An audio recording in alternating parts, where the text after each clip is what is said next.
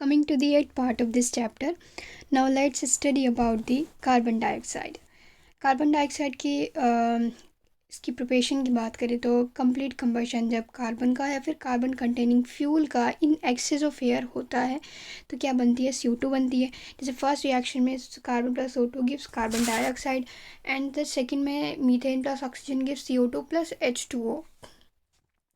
Laboratory में इसको conveniently prepare किया जाता है जब HCl किस पे वर्क करता है, कैल्शियम कार्बोनेट पर। Calcium carbonate plus HCl gives calcium chloride plus CO2 plus H2O।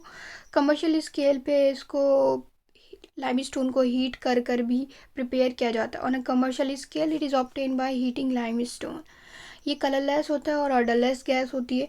इसकी वाटर के अंदर सॉल्युबिलिटी कम होती है जिसकी वजह से इसकी काफ़ी बायोकेमिकल और जियोकेमिकल इंपॉर्टेंस है बहुत ज़्यादा। वाटर के साथ ही कार्बनिक एसिड का फॉर्मेशन करता है H2CO3 जो कि वीक डाई बेसिक एसिड है और ये दो स्टेप में डिसोसिएट हो जाता है। H2CO3 plus H2O gives bicarbonate plus hydronium ion. Bicarbonate plus H2O give carbonate ion plus hydronium ion. H2CO3 या फिर कार्बोनेट आयन बफर सिस्टम में मदद करता है ब्लड के pH को मेंटेन करने के लिए लगभग 7.26 टू 7.42। एसिडिक होने की वजह से ये एल्कली से कंबाइन हो जाता है to form metal carbonates. Carbon dioxide जो कि नॉर्मली प्रेजेंट रहती है up to 0.03% by volume. Atmosphere के अंदर अगर हम बात करें कंसनट्रेशन की तो ये कितनी होती है, 0.03% by volume in the atmosphere. इसको ये जो CO2 है इसको रिमूव करिए या फिर एक तरीके से फिक्स हो जाती है CO2 फोटोसिंथेसिस के थ्रू। ठीक है, फोटोसिंथेसिस की प्रोसेस के अंदर CO2 का इस्तेमाल होता है। ये एक ऐसी प्रोसेस है जहाँ पर ग्रीन प्लांट क्या करता है, एटमॉस्फेरिक CO2 को कार्बोहाइड्रेट में जैसे ग्लूकोज हो गया उसमें कन्वर्ट कर देती है। ओवरऑल केमिकल चेंजेस की बात करें तो 6CO2 plus 12H2O in presence of chlorophyll. Chlorophyll is the pigment which trap light energy and that makes help in making carbohydrate like glucose C6H12O6 with the release of the oxygen and H2O molecule।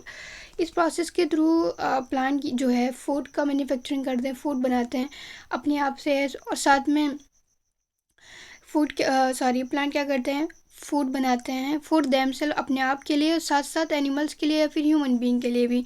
Unlike carbon monoxide it is not poisonous. CO2 क्या होती है, poisonous नहीं होती है, लेकिन carbon monoxide poisonous होती है। जो फॉसिल फ्यूल के कंबशन से और लाइमस्टोन के डिकम्पोजिशन से, जो लाइमस्टोन का डिकम्पोजिशन हो रहा है सीमेंट मैन्युफैक्चरिंग में, इससे क्या हो रहा है, फॉसिल फ्यूल के कंबशन में इंक्रीमेंट होने से और लाइमस्टोन के डिकम्पोजिशन से CO2 का कंटेंट जो है एटमॉस्फेयर के अंदर वो इंक्रीज़ हो रहा है। इसकी वजह से ग्रीन हाउस इफेक्ट भी हो सकता है और टेम्परेचर एटमॉस्फेयर का इंक्रीज़ हो सकता है which might have serious consequences. Carbon dioxide को ऑब्टेन किया जा सकता है सॉलिड फॉर्म में in the form of dry ice. Dry ice की फॉर्म में क्या करना पड़ेगा उसको, CO2 को लिक्विफाई करके to expand rapidly. Carbon dioxide can be obtain as solid in the form of dry ice by allowing liquefied CO2 to expand rapidly। Dry ice का इस्तेमाल कैसे होता है, रेफ्रिजरेंट के तौर पर होता है for ice cream and frozen food. Dry ice कैसे यूज़ होती है, रेफ्रिजरेंट के तौर पे की जाती है for ice cream and frozen food. Gaseous carbon dioxide का एक्सटेंसिव इस्तेमाल होता है कार्बोनेट में, use to carbonate soft drink.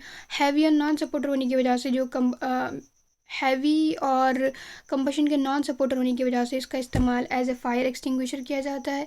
एक सब्सटेंशियल अमाउंट CO2 का इस्तेमाल किया जाता है यूरिया का मैन्युफैक्चरिंग में। ठीक है, तो यूरिया के इस्तेमाल में भी CO2 का इस्तेमाल होता है। CO2 मॉलिक्यूल के अंदर अगर हम बात करें तो कार्बन एटम का sp हाइब्रिडाइजेशन होता है। दो sp hybridise orbital carbon atom के ओवरलैप करते हैं ऑक्सीजन एटम के दो p ऑर्बिटल के साथ, जिससे क्या बनता है, दो सिग्मा बॉन्ड बनता है। वहीं दो इलेक्ट्रॉन जो कार्बन एटम के ऊपर प्रेजेंट है वो p बॉन्डिंग में इन्वॉल्व है ऑक्सीजन एटम के साथ। इसकी वजह से क्या होता है, लीनियर शेप बनती है with carbon oxygen bond of equal length with no dipole moment. और इसका क्या होता है, कार्बन मोनोऑक्साइड का कोई भी डायपोल मोमेंट प्रेजेंट नहीं होता। रेजोनेंस स्ट्रक्चर की बात करें तो ये आ जाएगा resonance structure of carbon dioxide. Silicon dioxide तो 95% जो अर्थ क्रस्ट का 95% पोर्शन है, ठीक है, वो किससे मिलकर बना होता है, सिलिका से और सिलिकेट से। सिलिकॉन डाइऑक्साइड जिसको कॉमनली सिलिका कहते हैं, वो काफ़ी सारी क्रिस्टलोग्राफिक फॉर्म में प्रेजेंट है। क्वार्ट्स, क्रिस्टोलाइट, ट्राइडाइमाइट्स, कुछ क्रिस्टलाइन फॉर्म होती है सिलिका, और ये इंटर कन्वर्टेबल होती है at suitable temperature. Silicon dioxide covalent होता है, 3 डायमेंशनल नेटवर्क सॉलिड होता है, जिसके अंदर हर एक सिलिकॉन एटम कोवेलेंटली बॉन्डेड हुआ रहता है टेट्राहेड्रल मैनर में टू 4 ऑक्सीजन एटम्स। हर एक oxygen atom in turn covalently bonded होता है दूसरे सिलिकॉन एटम से, एज शोन इन डायग्राम। हर एक कॉर्नर जो है शेयर हुआ रहता है अनदर टेट्राहेड्रन से। एंटायर क्रिस्टल को as a giant molecule consider किया जा सकता है, जहाँ पर 8 मेंबर्ड रिंग बनती है with alternate silicon and oxygen atom. ये जब आप एक रिंग देखेंगे तो उसमें आपको कितने ऑक्सीजन कितने एटम मिलेंगे, ऑब्वियसली 8, तो ये हो जाती है 8 member ring. Silica in its normal form is almost non-reactive because of very high SiO bond enthalpy। Silica normal form में ऑलमोस्ट नॉन रिएक्टिव होते हैं, क्योंकि जो बॉन्ड प्रेजेंट है सिलिकॉन और ऑक्सीजन के बीच में बहुत ज़्यादा हाई होता है उसकी बॉन्ड एंथैल्पी। ये अटैक को रेजिस्ट करती है हेलोजन से, डाईहाइड्रोजन से, कि इन पर सिलिकॉन जो है काफ़ी रेजिस्टिव होती है towards halogen, dihydrogen and most of the acid और मेटल एट एलिवेटेड टेम्परेचर। हालांकि ये HF और NaOH इसके साथ रिएक्शन कर सकते हैं। ऐसा है, silicon dioxide can B attacked by HF and NaOH। SiO2 जिसे NaOH के साथ बनाया था, sodium silicate Na2SiO3+H2O। Silicon dioxide HF के साथ मिलकर बनाती है SiF4+H2O।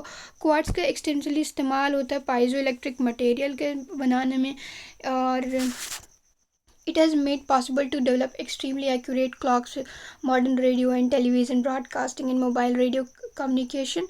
silicon gel is used as a drying agent, और क्वार्ट्ज का एक्सटेंसिवली यूज़ किया जाता है पाइजो इलेक्ट्रिक मटेरियल को बनाने में, और ये पॉसिबल हो गया है कि एक्सट्रीमली डेवलप एक्यूरेट क्लॉक्स को भी बनाया जा सकता है सिलिकॉन की मदद से।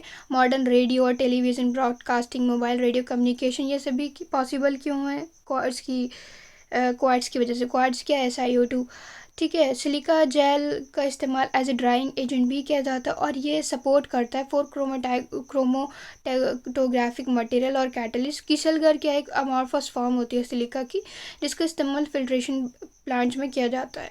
सिलिकॉन्स क्या है, there are group of organosilicon polymer which have R2SiO as repeating unit. Silicones क्या है, ये ग्रुप है ऑर्गेनोसिलिकॉन पॉलीमर के, जिसके अंदर यूनिट की बात करें जो रिपीटिंग यूनिट होती है, दैट फॉर्म्स पॉलीमर। तो R2SiO is the structural unit और रिपीटिंग यूनिट।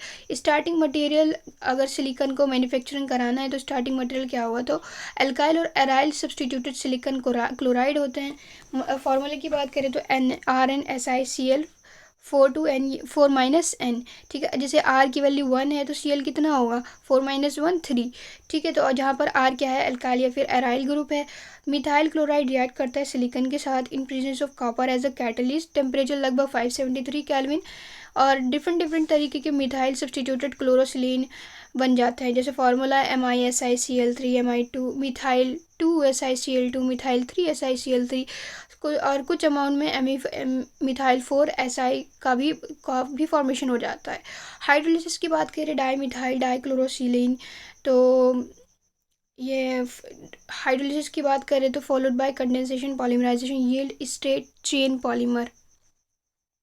जब CH3 का होल्ड SiCl2 को हाइड्रोलिसिस करी जाती है तो उससे क्या होता है, और साथ में इसका कंडेंसेशन पॉलीमराइजेशन होता है, तो उसके बाद क्या मिलती है हमें, स्ट्रेट चेन पॉलीमर मिलते हैं। तो स्ट्रेट चेन पॉलीमर से बनने से पहले कंडेंसेशन होगा, ठीक है। ये बस ये कहना चाह रहे हैं। CH3Cl+Si in the presence of copper as a catalyst and temperature 570 kelvin बनाता है CH3 का होल ट्वाइस SiCl2। फिर उसके बाद हाइड्रोलिसिस हो जाएगी तो ये बन जाता है, जहाँ Cl है वहाँ से हट के OH आ जाएगा, CH3 का होल ट्वाइस SiOH का होल ट्वाइस, ठीक है।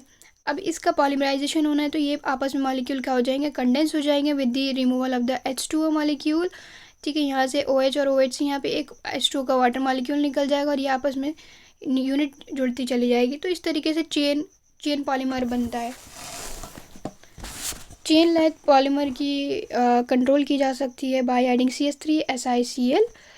चेन लेंथ को, जो पॉलीमर की चेन लेंथ है उसको कंट्रोल किया जा सकता है। क्या किया जाएगा, CH3 का होल SiCl को ऐड कर दे, जो कि ब्लॉक कर देता है आयन को, एज शोन बिलो। SiCH3 का होल ट्वाइस, यहाँ से OH और ये आप उसमें OH जुड़ कर डालेंगे, ठीक है, सिलिकॉन यहाँ पे, फिर ये सिलिकॉन बन जाएगा। ये दोनों मॉलिक्यूल, यहाँ से H2O का मॉलिक्यूल, एक H2O मॉलिक्यूल रिमूव होगा और यहाँ से चेन टर्मिनेट हो जाएगी, क्योंकि इधर साइड आप देखें यहाँ पे कोई भी OH नहीं है, तो इस तरीके से ये टर्मिनेट हो जाती है रिएक्शन। सिलिकॉन क्योंकि नॉन पोलर अल्काइल ग्रुप से सराउंड हुई रहती है, जो कि वाटर रिपेलिंग होता है नेचर में, उनके अंदर जनरली हाई थर्मल स्टेबिलिटी होती है, हाई डाइलेक्ट्रिक स्ट्रेंथ होती है और रेजिस्टेंस होता है टुवर्ड्स ऑक्सीडेशन एंड केमिकल्स। इनके अंदर वाइड एप्लीकेशन होती है, वाइड एप्लीकेशन। इस्तेमाल की बात करें तो as a sealant, grease, electrical, insulator और एंड वाटर प्रूफिंग फैब्रिक्स में इसका इस्तेमाल होता है। बायो कंपैटिबल होने की वजह से इनका इस्तेमाल सर्जिकल और कॉस्मेटिक प्लांट्स में भी होता है। वाटर सिलिकॉन प्रॉब्लम 11.8 पूछ रही है। वाटर सिलिकॉन, तो सिलिकॉन्स क्या है, सबसे पहले इन्होंने स्ट्रक्चरल यूनिट बता दी, SiON चेन, जिसमें अल्काइल और फिनाइल ग्रुप ऑक्यूपाई कर सकते हैं रिमेनिंग बॉन्डिंग पोजीशन, ठीक है। जो यहाँ पे ये Si की फ्री वैलेंसी शो कर रखी है, बता रहे कि यहाँ पे कोई भी अल्काइल या फिर फिनाइल ग्रुप आकर ऑक्यूपाई कर सकता है बॉन्डिंग पोजीशन को। दे आर हाइड्रोफोबिक या फिर water repellent in nature. Silicates, large number of silicates mineral exist करते हैं नेचर में। इनमें से कुछ होते हैं जैसे फ्लड्सपर, जियोलाइट, माइका, एस्बेस्टोस, सब क्या है, सिलिकेट्स है, ठीक है। Feldspar, zeolite, mica and asbestos. Basic structural unit silicate की क्या होती है, SiO4 4 नेगेटिव, जिसमें सिलिकॉन एटम बॉन्ड हुआ रहता है 4 ऑक्सीजन एटम से टेट्राहेड्रल फैशन में। सिलिकेट्स के अंदर या तो डिस्क्रीट यूनिट प्रेजेंट होती है या फिर इस तरीके की यूनिट आपस में ज्वाइन हुई रहती है कॉर्नर से बाई शेयरिंग 1 2 3 4 ऑक्सीजन एटम पर सिलिकेट यूनिट। जब ये सिलिकेट यूनिट आपस में जुड़ जाती है तो ये बना लेती है चेन रिंग, शीट और 3 dimensional structure. Negative charge silicate structure पर न्यूट्रलाइज हो जाता है पॉजिटिवली चार्ज मेटल आयन के थ्रू। अगर सारे चारों कॉर्नर शेयर हो रहा है टेट्राहेड्रल यूनिट्स के थ्रू तो 3 डायमेंशनल नेटवर्क बनता है, ठीक है। अगर चारों कॉर्नर इसके सिलिकॉन यूनिट के शेयर हो रहे हैं टेट्राहेड्रल यूनिट के अंदर विद अदर टेट्राहेड्रल यूनिट, तो हमें क्या मिलता है, 3 डायमेंशनल नेटवर्क मिलता है। ये टेट्राहेड्रल स्ट्रक्चर दिखा रखा है SiO4 4 नेगेटिव का, एंड रिप्रेजेंटेशन किस तरीके से दिखाता है, एक ब्लैक डॉट सिलिकॉन को करता है और जो surrounding encircling dot is oxygen. दो इंपॉर्टेंट मैन मेड सिलिकेट्स क्या है, glass and cement. Two important man made silicates are glass and cement. Zeolites की बात करें तो अगर एल्यूमिनियम रिप्लेस कर देता है कुछ सिलिकॉन एटम्स को 3 डायमेंशनल नेटवर्क के अंदर, सिलिकॉन डाइऑक्साइड के 3 डायमेंशनल स्ट्रक्चर के अंदर अगर कुछ एल्यूमिनियम एटम रिप्लेस कर देते हैं सिलिकॉन एटम्स को, तो ओवरऑल स्ट्रक्चर जो बनता है उसको कहते हैं aluminium silicate acquires a negative charge, ठीक है। अगर एल्यूमिनियम एटम रिप्लेस करता है कुछ सिलिकॉन एटम्स को 3 डायमेंशनल नेटवर्क सिलिकॉन डाइऑक्साइड के, तो ओवरऑल स्ट्रक्चर को कहते हैं एल्यूमिनियम सिलिकेट। और एक्वायर क्या करता है, नेगेटिव चार्ज। कैटाइन जैसे sodium ion, potassium ion, calcium +2 ion negative charge को बैलेंस करते हैं। एग्जाम्पल की बात करें तो फ्लड्सपर, जियोलाइट।